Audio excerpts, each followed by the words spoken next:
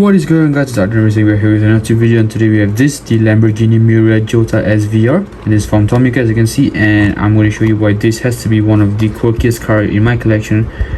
One thing to note, this is a 1/61 scale, rather odd scaling by Tomica, but if you realize from other videos, different cars have different scales, which is a little bit odd, but yeah, let's dive right into this.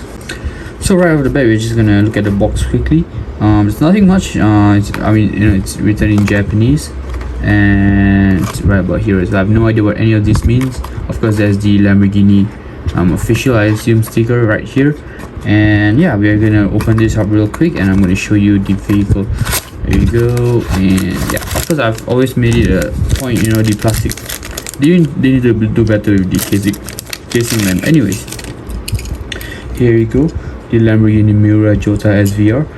I think this is a really amazing vehicle. And if you're a Lamborghini fan, this is a nice vehicle, and it's a very classic vehicle, very different from modern day Aventadors and Murcielagos. But yeah, this has to be the attention grabber. This is the reason why I should got this, and I'll get back to that in a bit. But let's just start from the front. So in the front, we can see the Lamborghini logo right there.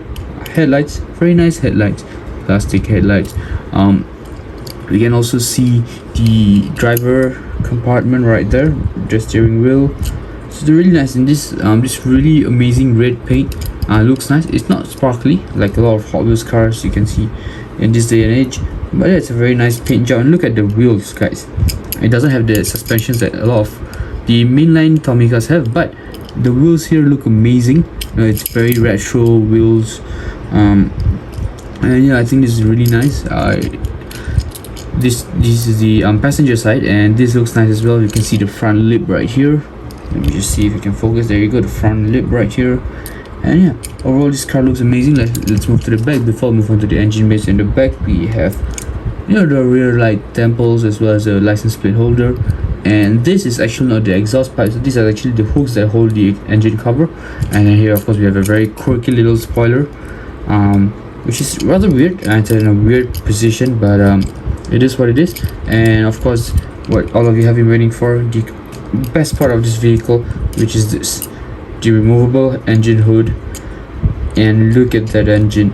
And the first thing that surprised me was, the position of the engine. It's different from modern day vehicles, because you'd expect them to be in this direction, but instead it's here. And I actually looked it up online, and this is exactly how the engine used to be placed in the Miura, and I think that's insane. It's really nice. So of course you can see the engines at the back, which means the front is like a frunk. And yeah, let me know, guys, what you guys think about this vehicle. I think this is a very nice, very quirky vehicle, especially with the removable engine cover at the back. And of course this bit here comes out if you just push it in. So yeah, if you want to leave it with a mechanic, like car mechanic diorama or something, you can do that as well. And of course this bit comes right off, and it's as easy as that to put it back in, and voila, the car looks amazing. If you see here, you can see how girthy the back is. So Girth Nation, welcome back to the channel. This is a really girthy vehicle, and honestly, look, it's a very curvy vehicle as well. It looks amazing, and I'm super pumped to have this in my collection. So now we're just gonna go do a few rolling shots, and I hope you guys enjoy the rest of the video.